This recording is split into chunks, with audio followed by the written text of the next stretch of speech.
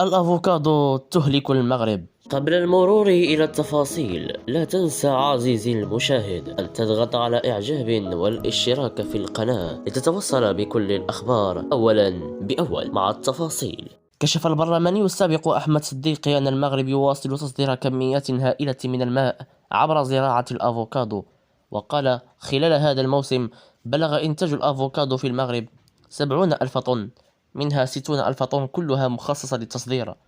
وباعتبار أن كل كيلوغرام من هذه الفاكهة يتم إنتاجه باستخدام 1000 لتر من الماء في المتوسط، إن الأفوكادو يستهلك سنويا في بلادنا حجما من الماء يصل إلى 70 مليار لتر، أي ما يعادل 70 مليون متر مكعب.